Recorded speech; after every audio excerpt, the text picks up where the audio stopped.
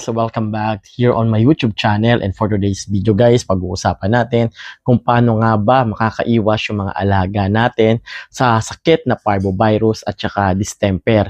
Itong video na to, ginawa ko to para sa inyo guys, para na rin makatulong para mailayo natin yung mga alaga nating aso sa deadly virus na tinatawag na parvo at saka sa distemper. At kung bago ka pa lang dito sa aking YouTube channel, baka pwede mo supportahan tong aking small YouTube channel na Chichipaw Family Dogs Caring Team. Ang gagawin mo lang ay mag-subscribe at huwag mo kalimutan syempre na i-hit ang notification bell icon on para ma-notify kayo sa mga panibagong video na gagawin natin dito sa ating YouTube channel.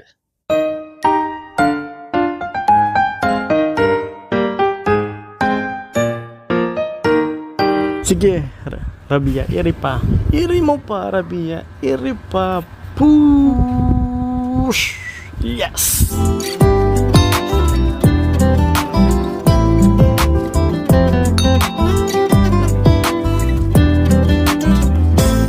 Hello everyone guys, so by the way, my name is Jan, sa mga hindi ko nakakakilala, at welcome po kayo dito sa ating YouTube channel.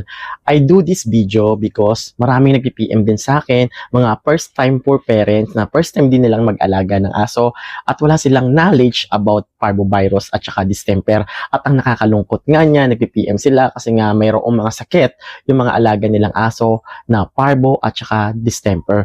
Mostly yung mga tinatamaan sa kanilang mga alagang aso ay mga bagong bili or mga 2 months old. Pero ito guys ang parvovirus, walang age yan na pinipili. Kung humina yung immune system ng alaga nyong aso, pwede siyang tamaan ng parvovirus at saka distemper, lalong-lalo na kapag nilalabas nyo sa park or dinadala nyo sa mall or pinapalakad nyo yung mga puppies sa labas ng bahay ninyo nang hindi nyo binabantayan at maraming pupu na naaamoy at nasisinghot. So possible talaga na magkaroon ng parvovirus yung alaga nyo or distemper, lalo na kapag hindi pa po fully vaccinated. So ngayong video nga guys, pag-uusapan natin kung ano nga rin ba yung ginagawa ko para maiwas ko yung mga alaga kong aso sa pagkakaroon ng sakit na parvovirus at saka distemper. Ito guys, i-share ko sa inyo, it's based sa aking experience kasi naman talaga na-experience ko na namatayan ng ilang aso rin yun. Halos lahat ng aso ko naubos because of distemper at saka parvovirus. Nung way back 2019, lahat ng aso ko is namatay at walang natira because of parvovirus. Ano ba yung ginawa ko para makapag-start ulit ako ng pag-aalaga ng aso? Kasi nga ang parvovirus at saka distemper ay isang virus na talaga naman hindi agad mawawala sa bahay ninyo kapag nag-alaga kayo. Is possible mamatay pa rin. So yun yung pag-uusapan natin. Sobrang haba ng intro ko. So sa mga bago pa lang dito sa aking YouTube channel, at gusto ko lang sabihin sa inyo na matagal na po ako nag-aalaga ng aso. Ako na rin yung nagpapaanak ng aso ko hanggang sa lumaki na sila. So kahit pa paano, knowledgeable na tayo kung paano natin iiwas yung mga alaga natin sa pagkakaroon ng parvovirus at saka distemper. Especially kapag 2 months old pa lang yan. Umpisahan natin sa mga 2 months old na bago nyong biling puppy. So napaka-importante guys na kapag mag-shop kayo, mag-a-adapt kayo, kailangan talaga meron na siyang 5-in-1 shot or vaccinated na yung aso ninyo. But basta make sure na walang sakit. Kasi 7 days guys bago nyo malaman or 3 to 7 days bago lumabas yung sign and symptoms ng pagkakaroon ng parvovirus at saka distemper. Kaya nga mas maganda guys, may vaccine at saka may 3 times deworm na kahit pa paano yung masya-shop nyo, marerehome yung alagang aso or puppy. Second guys, kapag meron na kayong previous dog o may mga alaga na kayong aso and then meron pa kayong gustong i-adapt or i-shop or i-rehome, make sure na ihiwalay nyo muna. Huwag nyo muna pagsasamahin para hindi rin makontaminate yung alaga nyong aso na adult. Kasi ang parvo guys, walang pinipilang edad yan, kahit mapa-adult yan. Basta bumabay or bumagsak yung resistensya ng aso nyo, pwedeng mahawa yung aso ninyo.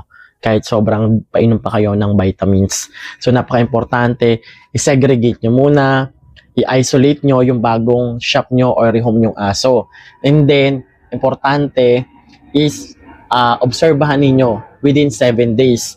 Paglipas ng 7 days at wala namang problema, hindi nagkasakit yung aso ninyo at hindi na magdadayariya, hindi naman sinisipon, hindi nagmumuta, walang ganong kumain, tsaka nyo na ihalo sa iba pang aso. Tsaka nyo na i-entertain or ipakilala sa iba nyong aso. Kailangan talaga i-isolate nyo muna yung bagong alaga nyong aso. Kasi 3 to 7 days guys bago nyo malaman na may sakit pala or may distemper o parvo. Paano kung ginawa ninyo, kakabili nyo pa lang ng puppy, inintroduce nyo na agad sa mga kasama niyang aso, kawawa naman talaga kayo. Masakit sa puso, masakit sa bulsa, tapos mawawalan pa kayo dahil nga hindi nyo sinegregate at nakakuha kayo ng puppy may sakit na parvovirus. At third guys, kailangan bang ikulong yung mga alaga nating puppy? So ito nga guys, sasabihin ko sa inyo is based sa aking experience kung kailangan bang ikulong yung mga bagong shop natin, mga puppies. Yes po, importante na meron kayong sariling kulungan ng puppy, inuman at kainan. Importante yan guys. Ikulong nyo yung puppy nyo para sa protection. Especially kapag may mga palakad-lakad sa bahay ninyo, may mga sapatos na pumapasok, may mga tsinelas, napaka-importante na hindi mangat-ngat ng alaga nyong aso yung mga outdoor shoes ninyo. Yung mga indoor shoes, kung hindi nyo naman nilalabas, okay lang naman yan. Basta wag nyong ilalabas, hindi makakatapok ng mga pupu. Kasi yung mga outdoor door, kasi guys, sobrang dami ng pupu sa kalsada, hindi nyo namalayan, yung natapakan ninyo, may sakit na distemper at parvovirus. Ang mangyayari kasi niyan, aamuyin ng aso ninyo yung, or ngangat natin niya, pwede nang magkaroon ng sakit yung aso nyo. Tinatawag yun ng mode of transmission, direct contact. Kapag hinawakan nyo yung aso na may parvo, tapos ihahawak nyo ulit sa puppies ninyo, possible na rin tamaan ng alagang aso ninyo na magkaroon ng parvo because of saliva. So marami kasing pwedeng mode of transmission. Kaya nga importante na wag nyo munang papalakarin yung alaga nyong puppy, 2 months old, sa tiles, sa semento, even sa park. Wag yung dadalhin sa park yung alaga nyong aso kapag 2 months old, or kahit sa mall. Kasi hindi pa naman sila fully vaccinated. Mababa pa yung kanilang immune system para labanan yung parvovirus at saka distemper. So ano nga bang nangyayari kapag may parvovirus or distemper? Ano nga ba yung mga sign and symptoms ng mga yan? And to be honest guys, halos magkaparehas lang talaga ng sign and symptoms yung parvovirus. Sa parvovirus kasi ang inaatake niya yung intestine ng aso ninyo, pati na rin yung heart. Sa distemper naman, inaatake niya yung health condition ng aso nyo, pati yung kanyang nerves. So kaya naman magkaiba sila pero almost same ng sign and symptoms. Nagdadayariya, walang ganang kumain, matamlay. And sa distemper naman, almost same din. Kaso sa distemper guys, makikita nyo, nagmumuta, nagsisipon yung aso nyo. Talagang worse yung pagsisipon ng aso nyo kapag may distemper. Kapag may may parvo naman, parang walang gana, lethargic, bloody diarrhea. So, ganun yung makikita mo. At ang incubation period niya, 3 to 7 days bago makita na may sakit na distemper at saka parvo. So, ang ginagawa ko talaga guys, isolate, and then, ginagawa ko, tinitignan ko, minomonitor ko. Kung wala namang problema, yon, tsaka ako ina-entertain sa ibang aso. At saka, kailangan talaga may kulungan kayo. Pwede nyo naman ilabas yung mga aso ninyo, basta nasa kama, nasa upuan, kapag hindi pa fully vaccinated. Kung malinis naman yung sahig nyo, wala namang ibang naglalakad, na mamamp nyo, na na lilinis nyo.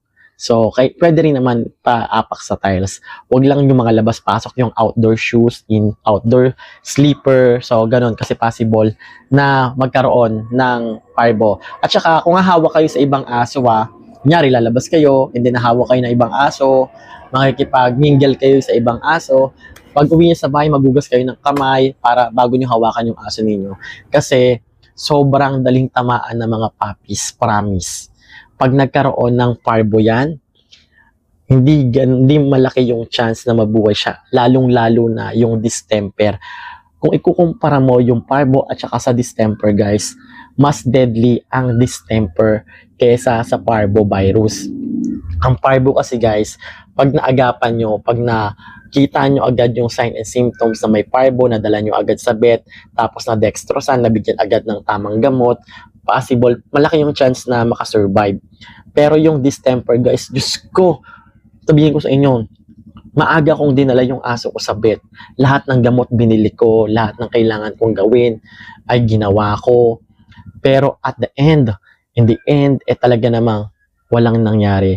Dumating yung time na nag-chill na siya, nagte-tremors na siya, kasi nga apektado na yung kanyang nervous system. So, nagtitik na siya, yung nangingisay na siya, tapos bumubula na yung bibig niya, hanggang wala kang magagawa, masakit, pero makikita mo talaga na mamamatay na lang yung aso mo nangingisay.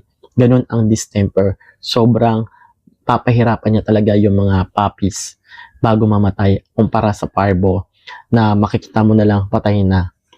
Pero grabe ang parvo kasi sa parvo guys, 7 days possible mamatay yung puppies ninyo.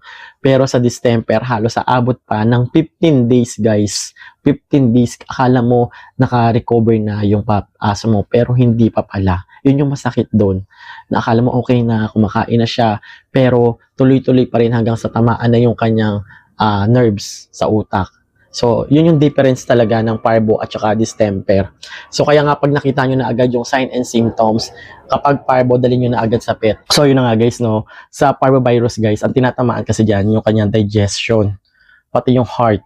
Sa distemper naman, digestion at saka yung nervous system niya, yun yung tinatamaan niya. So, sabihin natin, yung distemper, mas matagal yung buhay niya, pero ending niya is mamamatay din yung aso nyo. Sa distemper, ay sa parvo guys, within 7 days lang possible mamatay yung aso ninyo. Sa distemper guys, papahirapan pa yung aso ninyo. So, yung dapat yung gawin guys, kapag para hindi magkaroon ng distemper or parvovirus is first mag-disinfect kayo ng bahay nyo. Everyday mag-mop kayo at palababulain ninyo. Pag sa mga puppies naman guys, huwag nyo muna ilalabas ng bahay yung puppies ninyo. Dadalhin nyo sa park, sa mall, or papalakarin sa semento sa labas. Third, huwag nyo ipapasok yung mga sapatos, outdoor, tsinelas, lalong-lalo na kapag pinapalaro nyo sa sahig yung aso ninyo. Kasi possible na makatapa kayo ng pupo na may distemper. And fourth, kailangan din talaga may kulungan kayo para kapag hindi nyo mababantayan yung aso ninyo, nakakage siya at wala siyang ibang mangangat-ngat. Kasi nga kapag nandito lang yan sa labas, tsinelas, sapatos, ngangat-ngatin yan, mga yan. So kailangan talaga mag-research tayo kung ano-ano nga ba yung mga pwede, do and don't kapag mag-aalaga tayo ng puppies, especially 2 months old na puppies para iwas. And then kailangan talaga may vaccine yung aso ninyo na 5-in-1 shot. Depende sa vet kung every 2 weeks nyo papabaksinan yung aso nyo or every 3 weeks. Yung vaccine guys, nasa 500 or depende sa lugar nyo, 500 to 550 per shot. So yun lang naman yung mga dapat yung gawin. At saka kapag pupunta kayo sa vet, make sure na susundan ninyo is walang parvo or walang sakit. Kasi yun yung experience ko na dinala ko yung aso ko na meron yung sinundan ko may distemper. Ang ending lahat ng aso ko, after 3 days or 7 days, lumabas yung sign and symptoms ng parvo and lahat sila namatay. So kapag may parvovirus sa bahay ninyo at namatay na yung aso ninyo, ang gagawin nyo, wag muna kayong mag-aalaga or mag-shop kasi nga virus to guys. So hindi agad-agad namamatay yung virus sa loob ng bahay pati yung distemper. Palipasan nyo muna yung ilang buwan, mag-disinfect kayo. Kasi pag bumili ulit kayo or nag-shop kayo ng panibagong aso at may parvo sa loob ng bahay ninyo, mamamatay pa rin yung alaga, yung asong bibilhin. So napaka-importante na mag-research tayo kung ano-ano mga dapat gawin. So yun lang guys, yung mga tip na dapat yung sundin based sa experience guys. Mas maganda may cage kayo. At saka yung sapatos, tsinelas, huwag nyo munang ipapasok sa loob. Kung may outdoor shoes kayo, sa labas lang. So yung mga indoor shoes sa loob. At kailangan din may kulungan kayo para hindi ngat-ngat at hindi masanay kakangat-ngat yung alaga nyong aso. So yun lang guys, that's it for today's video. And if you like this video guys, so don't forget to like, share, and subscribe. Alam nyo guys, yung mga simpleng subscribe, like, and comment nyo ay malaking tulong na rin yun sa amin mga small content creator dito sa YouTube, sa TikTok, yan. Mag-comment lang po kayo dyan sa ibaba kung meron kayong question or suggestion. At sasagutin natin guys yung mga question ninyo. So yun lang, please support my YouTube channel, small YouTube channel, subscribe. At syempre huwag nyo nakalimutan i-hit ang notification bell icon on para ma-notify kayo sa mga susunod natin panibagong video na gagawin dito sa ating YouTube channel na Shih Tzu Paw Family Dogs Caring Tip. At kung meron kayong question or suggestion, comment nyo na lang dyan sa ibaba. So yun lang, thank you for watching. Ay ano nga ba yung pwede nyong igamot sa parvo at saka distemper? Sa parvo guys, tsaka distemper, kailangan yung gawin is gamutin yung mga sign and symptoms na lumalabas. Katulad ng diarrhea, pagsusuka, pagmumuta, pagkakaroon ng sipon. So, kailangan talaga may mga antibiotic kayo. Siyempre, hindi naman tayo lahat may budget para magpabet. Yung iba nag-home remedies. So, minsan, ang binabibigay nila, egg yolk, brown sugar, LC Flora. Yung iba, gumagamit ng silver nano, and then, antibiotic. So, nasa pagre-research yan guys, pero mas I suggest guys, kung may budget naman kayo, ipabet nyo na yung aso ninyo para ma-survive. Sa parvo kasi guys, kapag naagapan nyo, malaki yung chance na makasurvive yung aso ninyo. Kapag sa distemper guys, talagang home remedies nyo, kayo mismo yung gagamot sa aso nyo kasi hindi naman pwede i-confine yung asong may distemper. So, yun yung pagkakaiba ng distemper at saka parvovirus. Sa parvo, pwede mong ipa-confine, sila yung mag-aalaga. Sa distemper, talagang ikaw yung mag-aalaga ng aso. So, yun lang guys. That's it for today's video. Ilalagay ko na lang sa description kung ano yung mga gamot na pwede nyong igamot sa asong may distemper at saka asong may parvovirus. So, i-click nyo na lang yung description box dyan at mag-comment na rin kayo kung ano pa sa tingin nyo yung pwedeng i-add sa paggamot ng aso. So, yun lang. Thank you for watching at see you on my next video. Bye-bye.